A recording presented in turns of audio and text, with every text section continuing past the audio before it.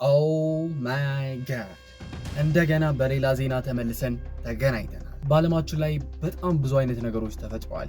የአሜሪካው ፕሬዚዳንት ዶናልድ ትራምፕ 300 የሚሆኑ ብሔራዊ ጠባቂ ወይም ደግሞ ናሽናል ጋርዶችን በቺካጎ ለማስፈር ዝተዋል። ሩሲያ ሌሊቱን ዩክሬን ላይ ቦምብና ሚሳኤል ስታዘንብ ነው ያደረችው። ስታዘንብ እጅግ በጣም ብዙ ነገሮች ወድመዋል። በጣም ብዙ ሰዎች ህይወታቸው አልፏል።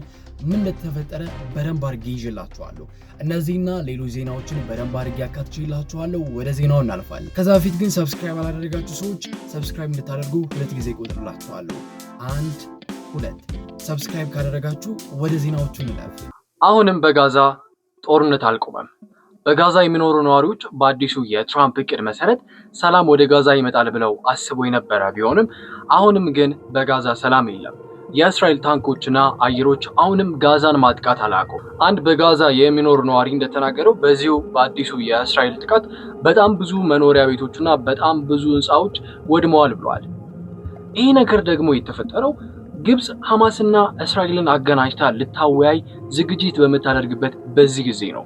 የአሜሪካው ፕሬዚዳንት ዶናልድ ትራምፕ እስራኤል ከጋዛ በምትወጣባቸው ቦታዎች ላይ ተስማምታለች። አሁን የምንጠብቀው ሐማስን ነው። ሐማስን በፕሮፖዛሉ ላይ ሲስማማ ወዲያውኑ የተኩስ አቁም ስምምነት ይደረጋል ብሎ ነበረ። ግን በጋዛ አሁንም የእስራኤል ጥቃት አላቆመም። ፍንዳታዎች ይሰማሉ። እጅግ በጣም ብዙ ጉዳቶችን እያስተናገዱ ይገኛሉ። አንድ የጋዛ ነዋሪም እንደተናገረው የት ነው ትራምፕ? የት ነው የአዲሱ የትራምፕ ፕሮፖዛል? እቅዱ የት ነው እያለ ይሰማል።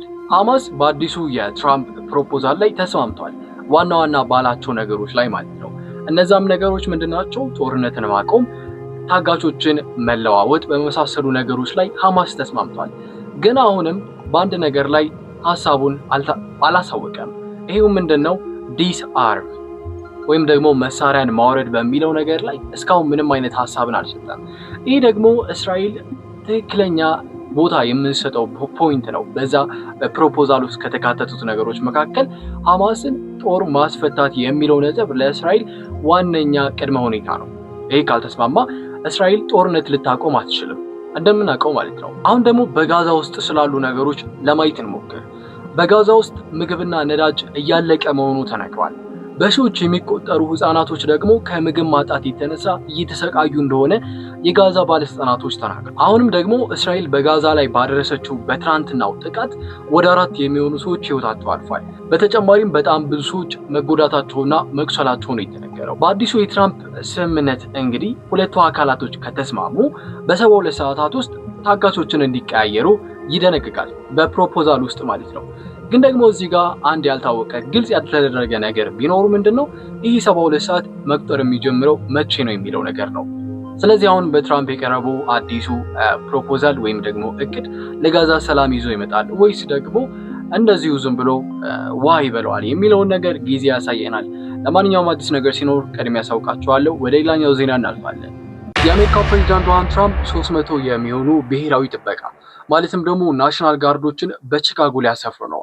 ይህን የሚያደርጉበት ምክንያት ደግሞ ሲናገር በቺካጎ ያለውን ከፍተኛ የሆነ ከቁጥጥር ውጭ የሆነ ወንጀልን ለማስቀረት ነው ብሏል። ትራምፕ ይሄ ውሳኔ ያስተላለፉት ባለፈው ዕለት በቺካጎ የኢሚግሬሽን ሰራተኞችና ተቃዋሚዎቻቸው ከፍተኛ የሆነ ግብግብ ከፈጠሩ በኋላ ነው። ከዛም አንደኛይቱ ተቃዋሚው መኪናውን በፍጥነት እየነዳች ወደ ኢሚግሬሽን ሰራተኞች እንዳጋጨች ከዛ በኋላ ግን ፖሊሶች እንደተኮሱባት ነው የተነገረው። ከዚህ በኋላ ነው የአሜሪካው ፕሬዚዳንት ትራምፕ በቺካጎ ከፍተኛ የሆነ 300 የሚሆኑ ናሽናል ጋርዶችን ለማስፈር ውሳኔ ያስተላልፉ ማለት ነው። ትራምፕ ይሄ ውሳኔ ቢያስተላልፍም ግን ደግሞ የቺካጎ ባለስልጣናቶች ይሄ ውሳኔ በጣም እየተቃወሙት ይገኛሉ። ከነዛ መካከል የቺካጎ ገዢ የሆኑት ጄቢ ብሪትከር የሚባሉት ትራምፕ ችግርን እየፈጠሩ ነው፣ ችግርን በማምረት ላይ ናቸው ብለዋል። ከዛ በተጨማሪም ስልጣናቸውን ያለ አግባብ በመጠቀም ላይ ናቸው ብለዋል። በተመሳሳይ ሁኔታ ትራምፕ ወደ 200 የሚሆኑ ናሽናል ጋርዶችን በፖርትላንድ በኦሪገን ለማስፈር ያቀረቡትን እቅድ ፍርድ ቤት ውድቅ አድርጎታል። ፍርድ ቤትም እንዳለው ከእውነት የራቀ ውሳኔ ነው ብሏል። በአሜሪካ ውስጥ እንግዲህ ዲሞክራቲክ እና ሪፐብሊክ የሚባሉ ሁለት አይነት የተለያዩ ስርዓቶች አሉ። ዲሞክራቲክ የሚባሉት እነዚህ ብሉ የሚባሉት ሊበራል የሚባሉት ከተሞች ናቸው። ሪፐብሊካን ደግሞ የሚባሉት አሁን ትራምፕ ስልጣን ላይ ያሉት የሚገኙት ማለት ናቸው። ትራምፕ አሁን በደንብ ትኩረት አድርገው እየሰሩባቸው የሚገኙ ከተሞች ለምሳሌ እንደነ ዋሽንግተን፣ እንደ ኒውዮርክ፣ እንደ ሎስ አንጀለስ የሚባሉ የመሳሰሉ ሀገራቶች ዲሞክራቲክ ከተሞች የሚባሉ አይነት ከተሞች ናቸው። ትራምፕም በእነዚህ ላይ ነው ትኩረት አድርጎ እየሰራ የሚገኘው ማለት ነው። ዋይት ሀውስ እንዳለው ከሆነ የነዚህ የናሽናል ጋርዶች መስፈር በዛ በአካባቢ ያሉትን የኢሚግሬሽን ሰራተኞችና መኪኖች ንብረቶችን ለመጠበቅ እንደሆነም ተናግሯል። ትራምፕም እንደሚለው ከሆነ በእነዚህ የዲሞክራቲክ ከተሞች ከፍተኛ የሆነ ወንጀል ይሰራል ይላል። ለዛ ነው ናሽናል ጋርዶችን ማስፈር አስፈላጊነት ያለው ብለዋል። ትራምፕም ናሽናል ጋርዶችን በቺካጎ ለማስፈር ለብዙ ቀናት ሲዝት የነበረ ቢሆንም ዛሬ ግን ከውሳኔ ደርሷል። በዚህም ውሳኔው በቺካጎ 300 የሚሆኑ ናሽናል ጋርዶችን ለማስፈር ከውሳኔ ደርሷል። እንደተናገረውም ቺካጎን የወታደራዊ ማሰልጠኛ እናደርገዋለን ብሏል።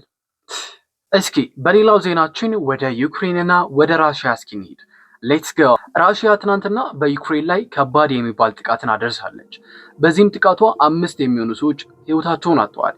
ከዛ በተጨማሪም በጣም ብዙ ሰዎች የኢነርጂ ኢንፍራስትራክቸሮችም ሙሉ ለሙሉ ዳሜጅ መሆናቸው ነው የተነገረው። ራሽያ 140 ድሮኖች እና ወደ 23 የሚሆኑ ሚሳይሎችን ተጠቅማ ነው ዩክሬንን ያጠቃችው ማለት ነው። በአጠቃላይ 4 የሚሆኑ የዩክሬን ክልሎች ላይ ነው ትናንትና ሩሲያ ጥቃት ያደረሰችው ማለት ነው።